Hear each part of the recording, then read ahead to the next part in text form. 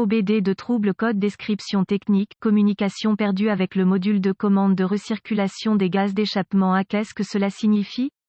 Il s'agit d'un code générique de diagnostic du système de communication qui s'applique à la plupart des marques et modèles de véhicules au BDII. Ce code signifie que le module de commande de recirculation des gaz d'échappement à EGR-CMA et les autres modules de commande du véhicule ne communiquent pas entre eux. Le circuit le plus souvent utilisé pour communiquer avec est connu sous le nom de communication de bus de réseau de zone de contrôleur, ou simplement bus CAN. Les modules communiquent entre eux via un réseau, un peu comme le réseau que vous avez à la maison ou au travail. Il existe plusieurs systèmes de réseau utilisés par les constructeurs automobiles. Avant 2004, les systèmes de communication de module à module les plus courants, pas tout compris, étaient l'interface de communication série ou SCI, bus SAEJ1850 ou PCI, et Chrysler Collision Detection, ou CCD. Le système le plus couramment utilisé après 2004 est connu sous le nom de communication par bus de réseau de zone de contrôleur, ou simplement, bus CAN, était également utilisé avant 2004 sur un petit segment de véhicules.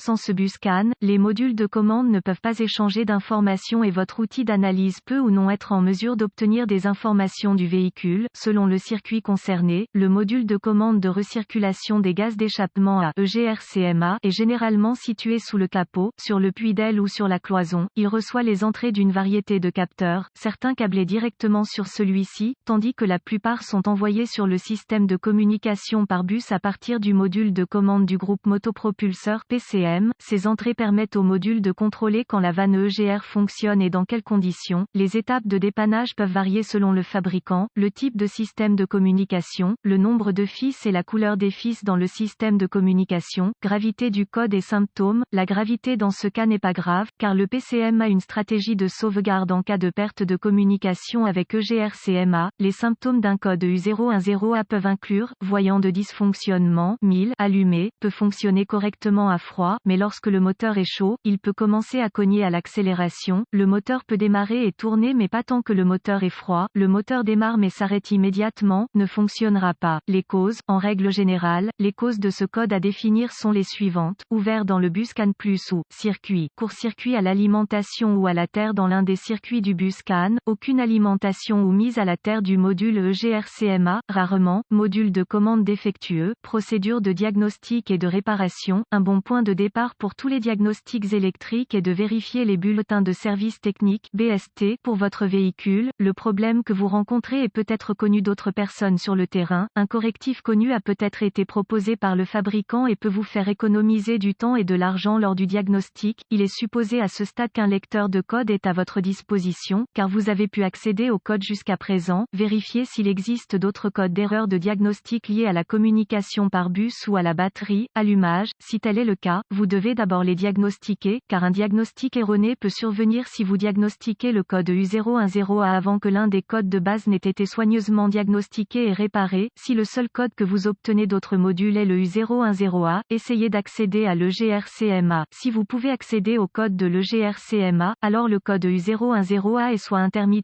soit un code mémoire. Si vous ne parvenez pas à accéder à l'EGR-CMA, le code U010A défini par les autres modules est actif et le problème est présent. La défaillance la plus courante est un défaut de circuit qui provoque une perte de puissance ou de masse au module de commande de recirculation des gaz d'échappement. Vérifiez tous les fusibles qui alimentent le module EGR-CMA sur ce véhicule. Vérifiez tous les motifs de l'EGR-CMA. Localisez l'emplacement des points de fixation au sol sur le véhicule et assurez-vous que ces connexions sont propres et serrées. Si vous le devez, retirez-les. Procurez-vous une petite brosse à poils métallique et une solution de bicarbonate de soude. Eau et nettoyez chacun, le connecteur et l'endroit où il se connecte.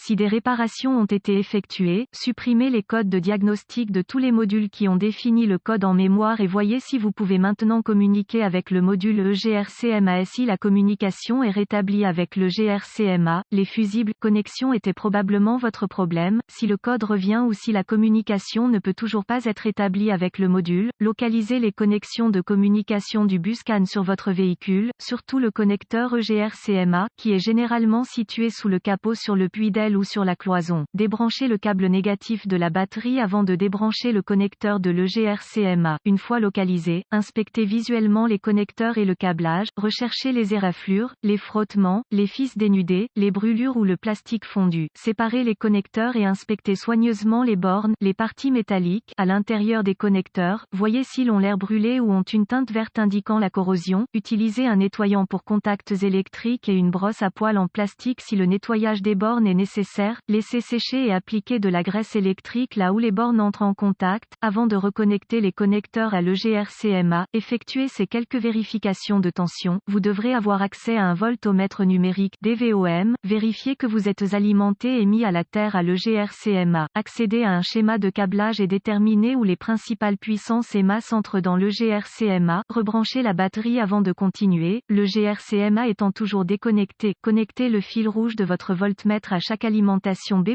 tension de la batterie, entrant dans le connecteur EGR-CMA et le fil noir de votre voltmètre à une bonne mise à la terre. Si vous n'êtes pas sûr, le négatif de la batterie fonctionne toujours, vous devriez voir une lecture de la tension de la batterie. Vérifiez également que vous avez de bonnes raisons. Accrochez le fil rouge de votre voltmètre au positif de la batterie B+, et le fil noir à chaque circuit de masse. Encore une fois, vous devriez voir la tension de la batterie à chaque connexion, sinon, réparez le problème du circuit d'alimentation ou de mise à la terre. Vérifiez ensuite les deux circuits de communication, localisez les circuits CAN-C+, ou HSCAN+, et CAN-C, ou HSCAN, avec le fil noir de votre voltmètre connecté à une bonne masse, connectez le fil rouge à CAN-C+, avec la clé allumée, le moteur éteint. Vous devriez voir environ 2,6 volts et fluctuer légèrement. Ensuite, connectez le fil rouge du voltmètre au circuit CAN-C, vous devriez voir environ 2,4 volts et fluctuer légèrement. D'autres fabricants affichent CAN-C à environ 0,5 volts et la clé fluctuante à l'arrêt du moteur. Vérifiez les spécifications de votre fabricant. Si tous les tests ont réussi et que la communication n'est toujours pas possible, ou si vous n'avez pas pu effacer le code d'erreur U010A, la seule chose qui reste à faire est de demander l'aide d'un diagnostiqueur automobile qualifié, car cela indiquerait un EGR-CMA défaillant. La plupart de ces EGR-CMA doivent être programmés ou calibrés en fonction du véhicule pour être installés correctement.